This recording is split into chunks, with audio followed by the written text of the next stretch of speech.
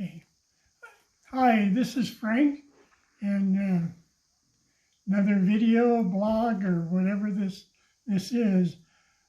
I think I mentioned before, I could get addicted to watching this impeachment trial, and it's overwhelming to me what's going on in that trial, in this country, and in this world, and in all of God's creation, what's taking place.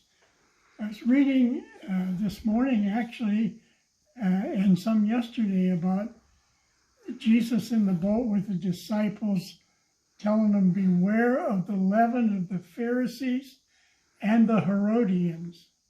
And of course, the disciples like us are really brilliant. They think, oh, he said that because we didn't bring any bread, and he had to straighten it out. Well, the yeast of the Herodians and the yeast of the Pharisees, of course, is their teaching. It says the yeast of the Pharisees specifically is hypocrisy, or pretense, or living behind a mask. The Greek word for hypocrite is this mask that they wear, the smiley face and the frowning face. Beware of that. Beware of the empty formalism.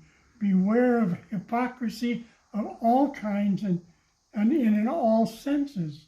Well, what is the yeast of the Herodians? Herod was the king. When you boil it all down, the Herodians basically said, there is a political solution to every problem. And, I watched this trial, say, who do you trust? And I can quite frankly say, I don't trust any of them. I don't trust any of them completely, I should say. Some are more trustworthy than others, but they all have masks at times, and they obfuscate. Obfuscation is a wonderful word, I think. I really like it. It's like blowing a smoke screen.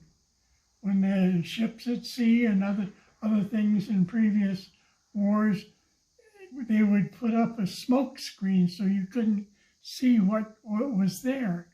And there are many ways to obfuscate or cover over the messages that are coming.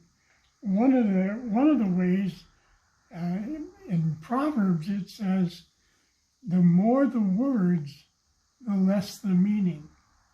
And my goodness, there's a lot of obfuscation going on in these impeachment trials. But what I wanted to emphasize in it is there is this thing going on about the Democrats wanting to impeach Trump ever since his election. And this ironclad desire to go down that road, and the Republicans withstanding that.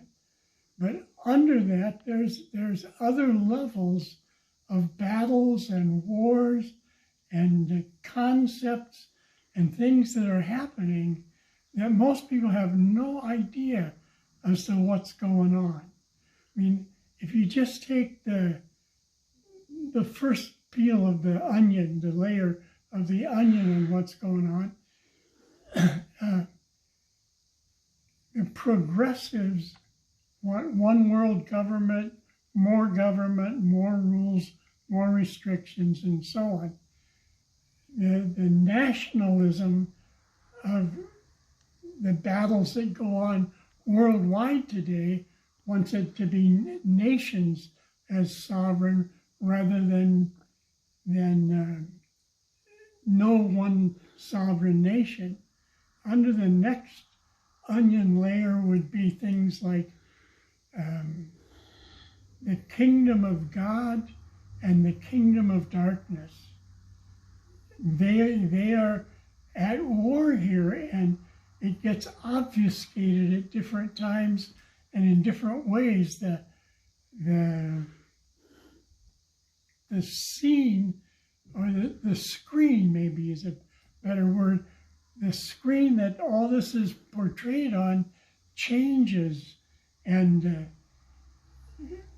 the people will say one thing and then another thing, and it's interesting how so many of the lawyers have changed their minds over the years, and it's justified at times, and other times it's just mind-boggling. Many people want to just turn it off and not have anything to do with it, and maybe that's okay with some, but here we are today, 2020, the end of January, and we are in the 7th and final millennial 1,000-year day. It is the last day biblically in this 7,000-year biblical age of man, and the conflicts of the kingdom and the light and the dark and Christ and the Antichrist is very, very real. We are living in some of the most significant Bible times there are, and the reflection of what's going on in this impeachment is a huge part of this whole thing. Now, what we need in this last millennial day is that the will of God, the will of the rightful ruler of heaven and earth. The Bible says that earth is the Lord's and the fullness thereof, and the world and all who dwell in it. And the truth of the Bible is Jesus Christ is the rightful ruler of heaven and earth. He is the one. The Bible says, Jesus said, I'm the way, I'm the truth, and the life. Jesus is truth. And he is the only one, at least from my perspective, that can be completely trusted. All the rest of us are flawed, broken, and it's part of why God himself had to become a man and come and set us free from all of this. But the only one is Jesus. Jesus is the rightful ruler. And now he's being politically pushed out of government, of anything.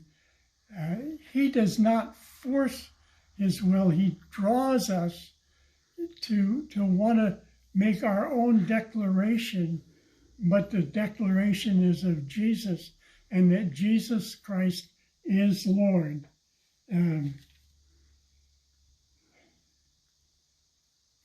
In this last millennial day, I'm just doing two things. One is God's will is and has always been that we are one. Every believer that is born new and born from above is one with every other believer born new and born from above. Sure, we have different functions, we think differently and all of that, but we are one and we are inclusive, one with the other. That must be a high priority in this millennial day. But the other one is, it is crucial that every believer hears the voice of God. Jesus said, my sheep hear my voice. If you don't hear his voice, something is wrong. And let me just simply say, if you don't hear his voice, tell him about it, talk to him about it, and shut up and listen. Listen to what he says. If you got to sit there and quiet for a long time, listen deep and listen for the words that are confirmed in the Bible. The Bible confirms all of this. Listen to what he says and do what he says. And that's like a mantra for today. Hear what Jesus says and do what Jesus says. He is the rightful ruler of heaven and earth, and Jesus Christ is Lord. Hear him and do what he says. God bless you. Thank you.